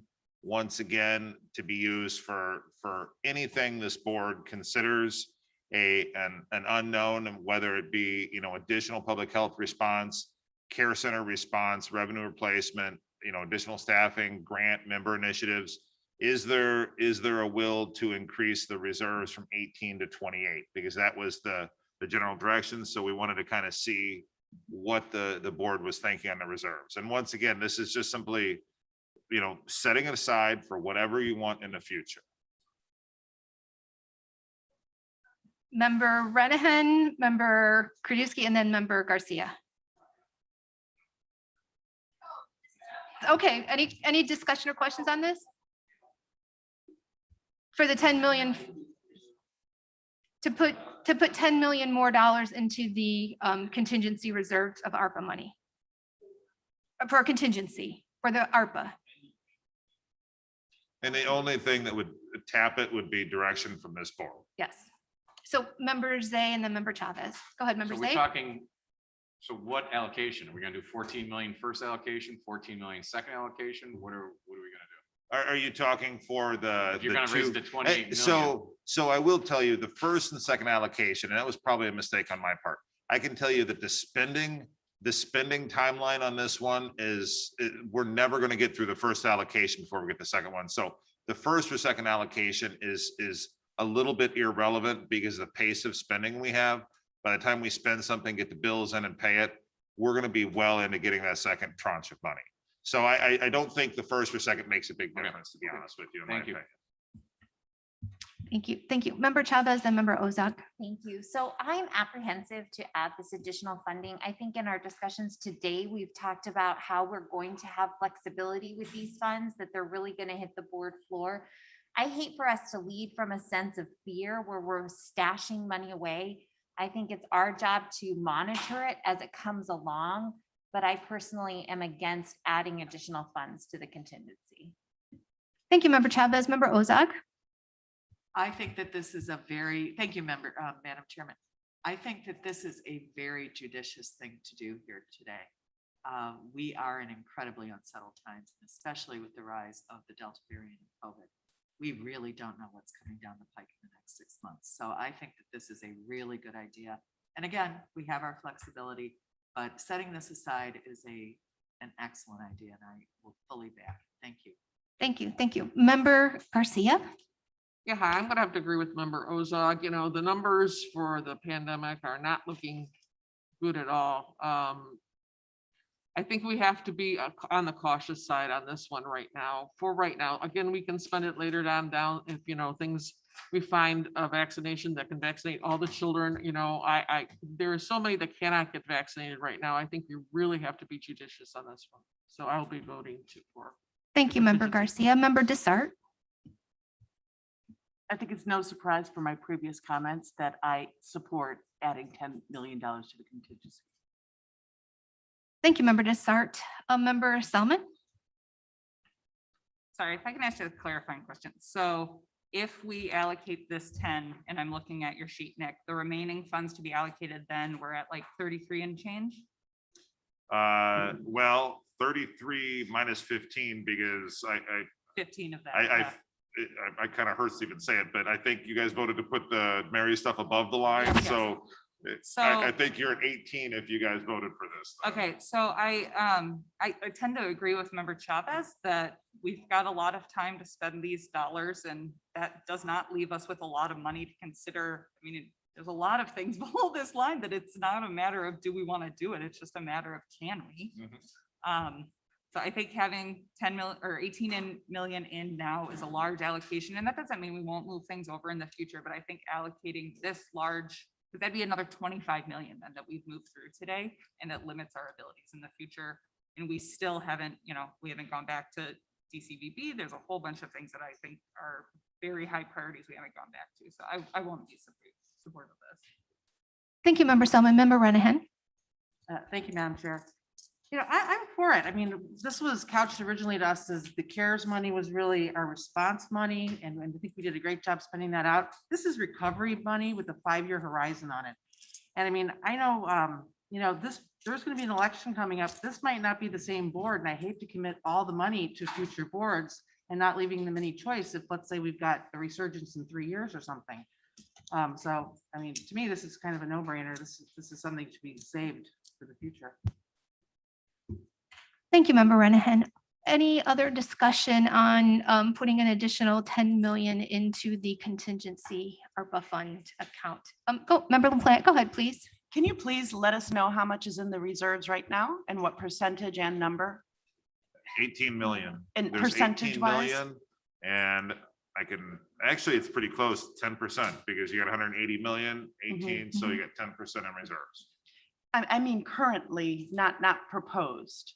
Currently, Currently, you we've got guys 10%. have said you like the number 18, and at the last, the only reason I have it here is because it seemed like there was a kind of overwhelming support to add 10 million. Yeah. Sorry, I'm talking about, yeah, You're talking about who? the whole budget, the Oh, whole, the whole everything, budget? correct. Oh, we have 100 million in reserves. And percentage wise, what is that, please? About, right about 50% of our annual operating budget. Right. Okay, so we've got a very healthy and robust reserves set up right now, correct? Yeah, Okay. I mean, I'm talking just ARPA. though. Yes, I understand, but I just do think that that's something to keep in mind when people are deciding and thinking about this. Thank you so much. Thank you. Member Krajewski, go ahead, please. Yeah, we have 4 years to spend, well, 6 years, 4 years, 6 years to spend all this money. I mean, if we do get a Delta variant or another variant with a different letter that's coming down the alphabet, we don't know 2 years from now if they're gonna, or even 6 months, they may lock us out again and That's right. shut businesses down, et cetera. Then you're gonna see the sales tax dip. And this is revenue replacement. It Yes. can also go into a future budget in second year, third year. I mean, having this 10 million makes a lot of sense. We could spend it anytime. We could find a week from now or 2 months from now, we could decide to spend it on something that we like, but you have that flexibility, and a year from now, especially, we don't know what's coming. I mean, it makes a lot of sense. We're gonna spend all this money. It's supposed to be over 4 years. Yep. We're gonna spend it all in 6 months. Right. And I think it's important when you talk about reserves, reserves are for emergencies and unforeseen expenses. You know, I've been on other boards as well, and I can tell you reserves can go down very quickly and you can get into a lot of trouble. So I tend to take a more, we have time to spend this money. There's no rush. I feel confident putting this additional 10 million into the reserves. And I think Member Renahan made a really great point. You know, we're going to have a new board seated in 2022. And do we want to tie their hands to decisions made by a prior board? I don't know. So I really think there's a lot of, I just think this is, as Member Ozog mentioned too, the right thing and judicial thing to do. Member Ozog, go ahead, please. Member Desart, and then we're wrapping it up. Thank you, Madam Chair. I also need to talk about my past experience as a parent and as a board member. In 2005, the District 87 Glenbard Board had completely spent their reserves and went to the taxpayers for $40 million in operating expenses. And my daughter's senior year was disrupted because they had to go to firing teachers, they had to cut their school day, et cetera. So that is my personal experience with this, and it took them at least 5 years to rebuild both their reserve and trust with the community. So I think that this is a very judicious move today, and that we do have to remember that our reserves we don't know what the future brings, and that is our job to be as judicious as possible when we're spending taxpayer money. Thank you. Thank you. Thank you. Member Desart. Thank you, Madam Chair. I just wanted to give everybody a little bit of perspective that we want to spend all this money today. And I have said all morning, I don't want to do that, but just to give you perspective, if we add this $10 million to the $18 million we already approved for the contingency, that would be obviously $28 million, which is only 15.6% of the whole chunk of money we got. And we've got 5 years to spend this money, and we're only reserving 15.6%. So I think this is a no-brainer. Thank you. Thank you, Member Desart. So we've had some great discussion. I appreciate everybody's comments. So can we have a show of hands? Who supports putting an additional 10 million into the reserve account, contingency reserve? I have, well, this is going to give this will go, I know. So we have 1, 2, 3. All right, let me do this way. 1, 2, 3, 4, 5, 6, 7, 8, 9, 10. Sam, was your hand up? 11. So we have 11 supporting. Do we need to show a hands of? Okay, undecided. Thank you. And then we have, how many members do we have here today? 17. So we have 6 voting, no. Oh, 2 missing. Okay. So I think you have direction to go ahead and put that additional money in the contingency. Thank you. Thank you so much. Now we can call Greg up or no? And then Greg Bedeloff is next to give an update on the Reinvest DuPage program.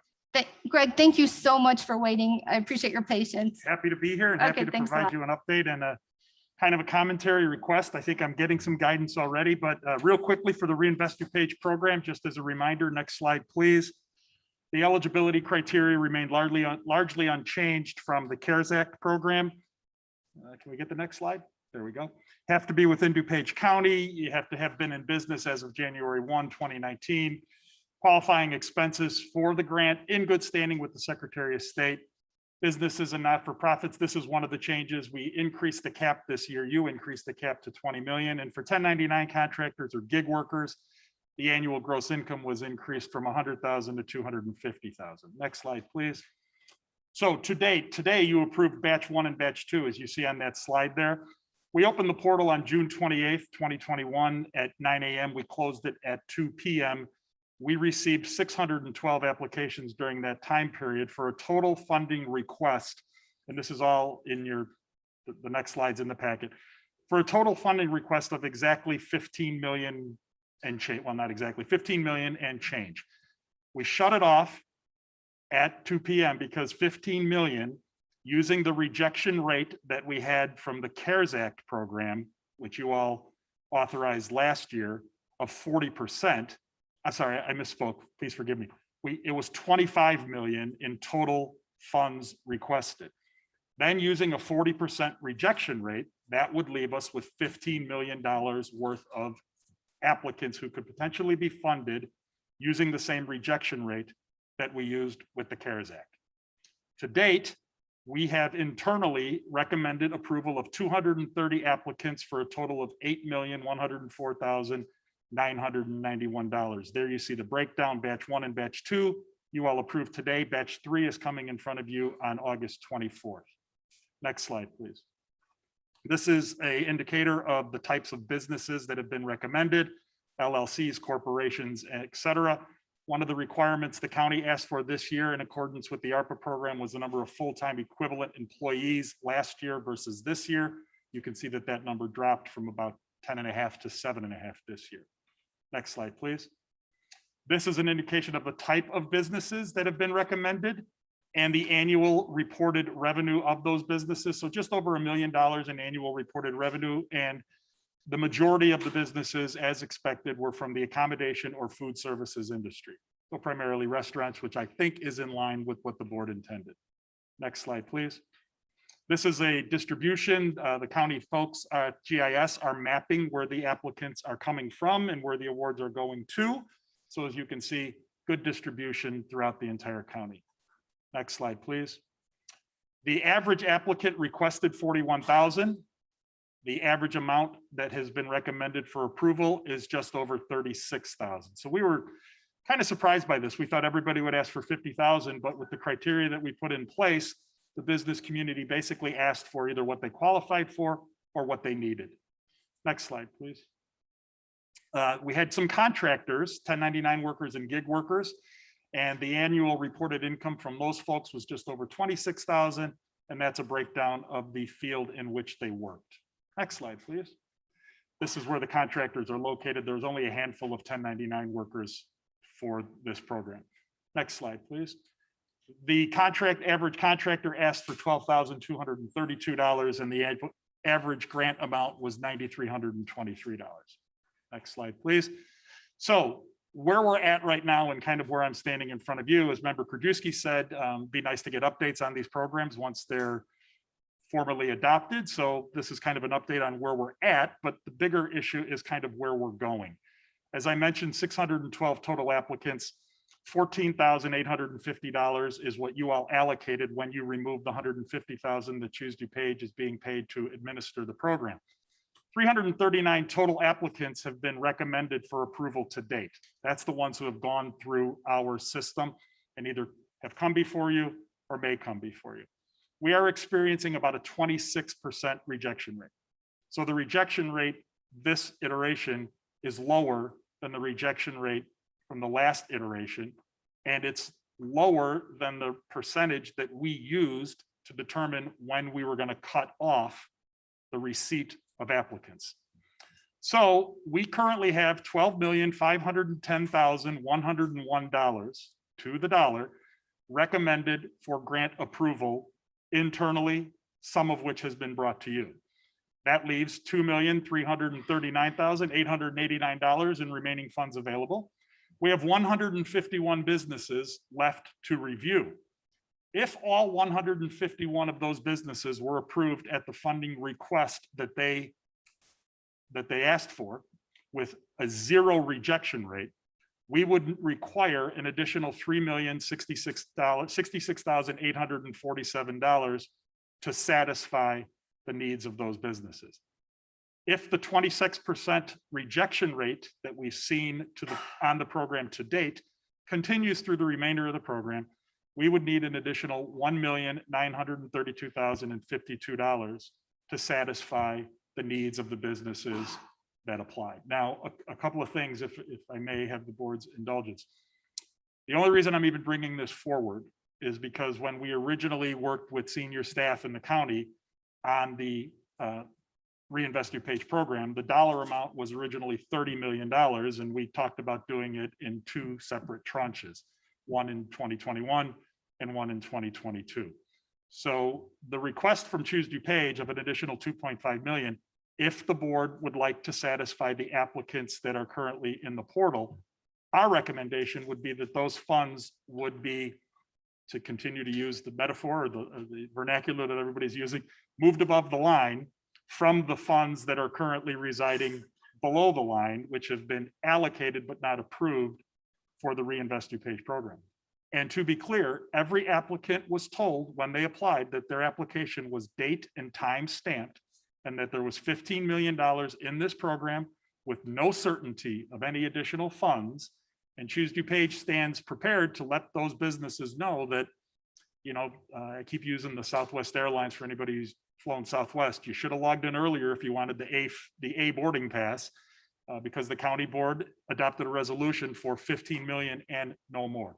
But I thought it would be prudent for me to at least let you know where we're at and let you know that the rejection rate, and we believe it's because we increased the ceiling of the size of business. So we're getting larger businesses, and the applications, because this is the second time around, are much more complete and much more thorough from the business community than we got the first time. Greg, just really quick, could you remind me what we increased that ceiling to? It was, we increased it to $20 million. That's it, okay, 20 And million. for the business, Right. annual revenue of 20 million, and the grant amount increased to 50,000. To per 50,000, business. right, I remember that. I just want to make sure it was that. Okay, So that's the update. The program is working great. I will let you know the business community, the emails come in every day about how it's saving their businesses, et cetera, et cetera. And I'm just looking for guidance as to whether or not we tell the business community we're cutting it off, or we want to fund this out of the funds that were currently residing below the line. Okay, so with that, I'll open up for questions. Member Desart and then Member Chavez. Go ahead, Member Desart. Thank you. Thanks for the presentation, Greg. I appreciate it. I have 2 questions. Once, it looks, every indication is the county board will approve the businesses presented before us today for Reinvest DuPage. Yeah. My question is, how quickly can you get the checks out to help those people? I would defer to our friends in finance, and I believe it has been going at lightning speed of less than 5 business days, somewhere in that neighborhood. Within a Okay, week. Awesome. That's awesome news. Thank you. My second question real quick is, if you're looking to, if you're needing additional funding of $2 million, why are you asking for 2.5 million? Because I always feel like if I ask for the exact 1.9 based on the rejection rate, and the rejection rate goes to 20% instead of 26%, then I have to come back again. And clearly, if we asked for a bit of a buffer and we didn't use it, like we did with the CARES Act, if you recall, you allocated funds with the CARES program, all of those funds were not expended, and those funds were returned back to the county for use otherwise. And Member Desart, if I may, we're going to be done with all of these applicants within 30 to 60 days. So it's not like you would have to wait a year before you knew if any of this money was coming back. You'll know in short order if the board chooses to go that direction. Thank you, Greg. Member Desart, Member Chavez, and then Member Schwarzy. Go ahead, Member Chavez. Thank you so much. I really want to thank Greg and his team at Choose DuPage. He's really pulled together an amazing group of people to review these applications. He's got an intern staff. I just think it's gone so incredibly smoothly, so incredibly quick that I really want to first thank you for that. I also want to just speak to the fact that I think we learned a lot from the CARES Act. We made some adjustments, but it's oftentimes hard to figure out when to open that door and when to shut it. So I think we did the best that we could, but I do think that we have businesses that are in sort of pending mode. They made it into the portal. I think that they have a certain anticipation of those funds. Again, this is the second round that we've done it. We've learned a little. We might close that portal sooner on if we are so inclined to do a round 3 if we get to that point. However, I think at this point, I would be inclined to approve the additional dollars so that we can take care of our business community. As you all saw, we had some amazing DuPage businesses, mom and pop stores. I think this was really a lifeline for so many of them. So I'm inclined to reach out to them, and those that made it into the portal get their full allotment. Thank you. Thank you, Member Chavez. Member Schwarzy. Thank you very much. Thank you, Greg. With the 2.3 million that you have left and 151 businesses remaining for review, based on the 36,000 or whatever the average that Yeah. the business are getting, it sounds like you can do probably about 60 or 65 more. Somewhere in that Is it all neighborhood. first come, first serve? It is a 100% first come, first serve. But I will tell you, we did not just say, well, what's the average amount of the grant been to this point and apply it to each one of the remaining applicants.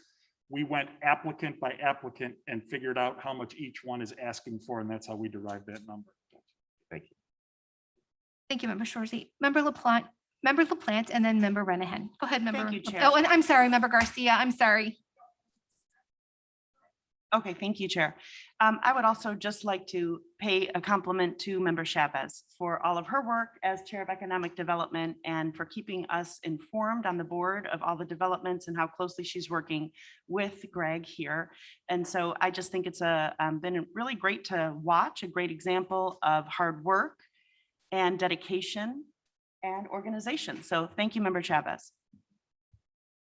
Thank you. Member, who did I say next? Member, who was next? Member Garcia, go ahead, please. All right, thank you, Greg, for a nice presentation. I'm looking at the list of the businesses that are all going to get money, and it's great. I wish I could have picked a couple of them out, though, and maybe you can clarify. I mean, we've got like Fairfield Inn and Suites that's getting some money, and that's owned by Marriott. I'm just trying to understand how that's under the 20 million eligibility. So maybe you can explain it to me, because I'm looking at that when I'm looking at the Hampton Inn, I'm looking Yeah, at and we'll the be law happy to, group. we'll be happy to get any information on each and every applicant to show how they met the criteria. In the case of the hotels that you're referring to, when you Yes. see the bigger flag that they're under, the hotel is not owned by Hampton, or the hotel is not owned by Fairfield. It's owned by an individual, and it flies that flag. Okay. So in that case, they meet the criteria, and they do a tax return for Bedeloff Holdings or Garcia Holdings as that entity. Okay, thank you for the explanation. And we looked at that with numbers of restaurants and things like Dunkin' Donuts and Subways and everything else. And the rules of the program that you all approved were it has to be an individual entity, not the corporation. And if the corporation is applying, and clearly they have revenue in excess of 20 million, they would be bounced out. Okay, thank you very much. Okay, we have Member DeCiani, Member Renahan, and and then I think we're going to do Member Chavez to close. Nobody has any objections to that? Oh, Member Krajewski, and then we'll close. Okay, but go ahead, Member DeCiani. Thank you, Chairwoman. I wholeheartedly support the extra dollars that you're asking for, Greg. The program is, the CARES program was very successful. This program is even more successful. I got a text message from Kevin Fitzgerald, a local Elmer's businessman who saw my Facebook post when we came out with the program and just thanking me, letting him know that this is here. He's a display company. All the trade shows have been canceled. This poor company is a family-run company with 20 employees, and they've really been stifled given COVID. So he said this is a lifeline, and this will keep him going. And even though things seem to be going better this summer, things are starting to, shows are already canceling with the Delta coming out. So it's a big win for this small company in my town, my hometown of Elmhurst. And again, I'm getting thank yous from all these folks. And they're not big companies. These are small mom and pop shops that, you know, are really the meat and potatoes of our small businesses and employ more people than the big guys. You know, they employ 2/3 of our employees in this county. And I know members A and myself have small businesses in this county. And it's nice to be able to prop these guys up in industries that are just devastated with lack of events. So thank you. Thank you for your comments, Member DeCiani. Member Renahan, go ahead, please. Thank you. Thanks, Greg. I'm a strong yes on this. This is a small amount of money for people who tried to get in line and probably just, you know, missed it by half an hour, right? So my question is, how many of these are repeat customers? More than 50%. I thought Really? somebody might ask that. I don't have the exact number because we're still processing, but it looks like it's trending around 60% are repeat customers. And about 90% are either PPP customers or idle customers as well. So it's clearly an indication that their businesses are looking for relief wherever they can get it. Yeah, thank you. Thank you. Thank you. Member Chavez, go ahead. And I think, can we do Member Krajewski and then Member Chavez, since it's under your committee, we'll do you to close? Okay, thank you. Member Chavez, go ahead. Thank you. I just wanted to clarify, because I'm learning as I go as the new chair of economic development, but I think just to address Member Garcia, I want everyone to know that in DuPage County, it's my understanding from working with the DCBB that we actually don't have any corporately owned hotels. So anytime you encounter a hotel within our county limits, it is generally a small mom and pop. It may be franchised to your point, but I think there is some confusion on that often. And I learned that as well. So I thought I would share that with the board. But thank you, Greg, for this amazing program. The actual bigger issue with that is restaurant groups. There's multiple restaurants within DuPage that are part of a restaurant group. In those cases, we're asking the individual restaurant for proof of sales at their restaurant, not as part of the group. Great, thank you. So thank you all so much for your comments. I just had one request too. So Greg, could you get us a list of hotels, all the hotels that were in this program that received money? Because I think that would help us with our CVB, looking at the CVB. How many hotels did participate in this program? I think that would really help us with that decision as well. Have it by the end of the day. Yeah, thank you so much. So I see Jim Zay's look right now. Do we have, I read your eyes. We do. So is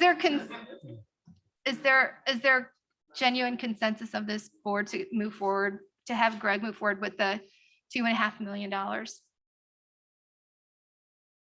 I think it's.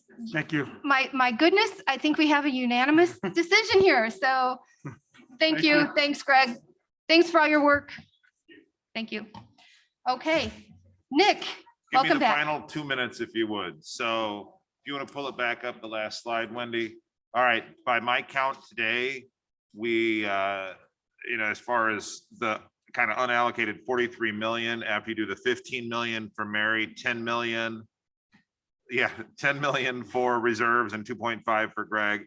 I'm showing 16.4 million left at the end of the day. So the question is, next slide. The question is, where do we go from this point forward? My recommendation, and obviously we need some direction where to go. Would be, I know that the Conventions and Visitors Bureau has already been before us, so it's going to be coming back for economic development. Finish that and bring it back through for consideration.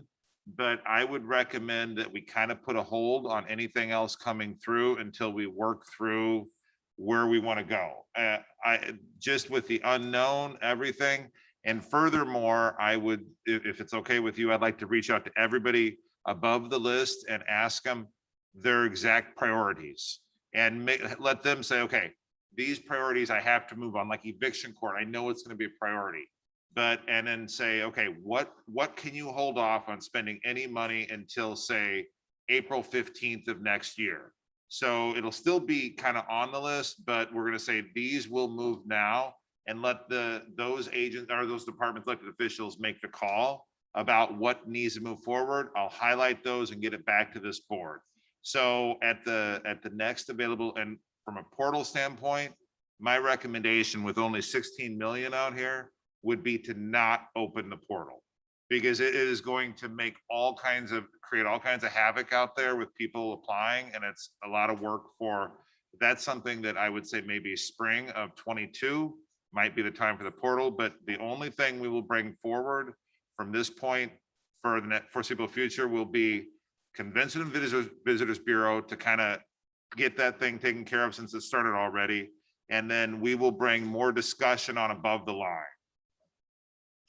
So I'm going to open this up to comments. Member Selman and then Member Desart. Okay, Member Selman, go ahead, Thank you. please. So just thinking about timeline, I agree with, let's get back to DCBB and figure that out, because I know they've done a lot of work to try to resize and rework that.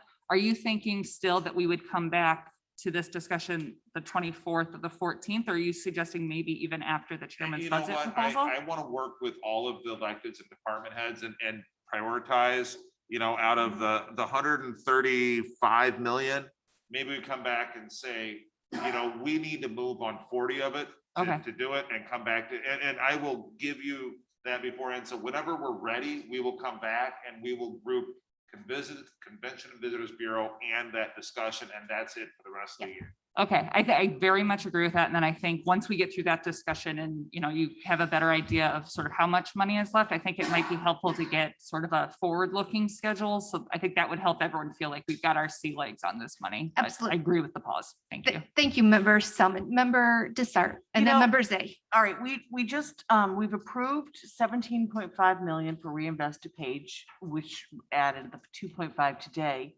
So I don't know, I'm not clear on why you're even talking about opening the porthole. All of the No, money no, that we're we've not. approved looks like it has been spent. So why are you even talking, is that the porthole you're talking about The opening? portal for outside, we talked about before, we're gonna open up this outside portal for other people to apply. Other people Like- as like, visitors?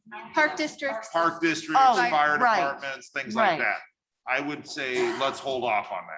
Okay, but I personally, I know I'm only one of 18, but I personally would rather give the park districts, the fire protection districts, money before the CVB. So I don't understand why we're gonna hear CVB again when we haven't heard from park districts and fire protection districts. It's up to the board. You guys make the only reason I said that is because they've already started the process and I figured we'd get it done, but that's your discretion, where you guys want to go. Okay. I see. So Member Zay, then Member LaPlante, then Member Selman, then Member Garcia. Okay. Yeah, And just to be then, brief. Thank you, Madam Chair. yes, we're going to. You brought up a great point. We had hotels that put in for funds for CARES Act and for ARPA with, Yep. with Choose DuPage. So if we can get that list, that number might come down drastically. We're already helping them. Sure. So, that's a big thing. And I'm glad you asked for that because I think that's gonna, give us more information that we need when it comes to funding them. Thank you. Thank you. Okay, who did I say? Member LaPlante, go ahead, please. Yes, thank you, Chair. It's vital that we focus on economic development, and that does include DCVB, and that is one of the hardest hit industries, and that is specifically mentioned in ARPA funds. So we did tell them to tighten up their proposal and come back. I do not think that it would be remotely fair to rescind that offer, and this is something that we really have to focus on and think of in terms of supporting our community. Thank you. Thank you, Member LaPlante. Okay, and then Member Krajewski, did you have a comment you'd like to make?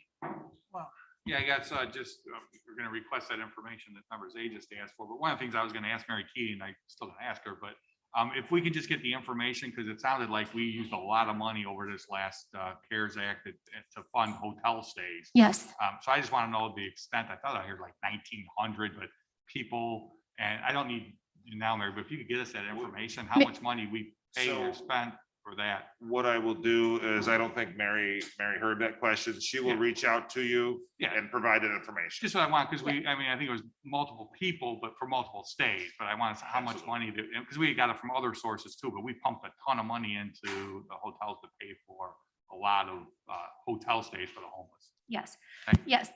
Thank you. Thank you all so much. So I think I agree, with Nick's proposal that next week we're going to bring back, or was it on the 17th?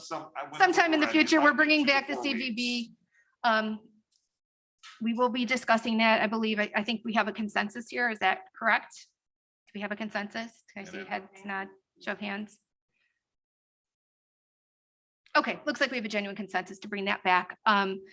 And I do think then, I hope you all agree that maybe we do pull back, put on the brakes a little bit and see where the virus goes and then revisit some of these other items, you know, later this year, early spring, something like that, you know, because we do have, I think, a bit of a wave yet to ride. So any other comments or questions, anything under old business? Nick, are you okay with everything? I have good direction. Thank Okay, you. anything under new business?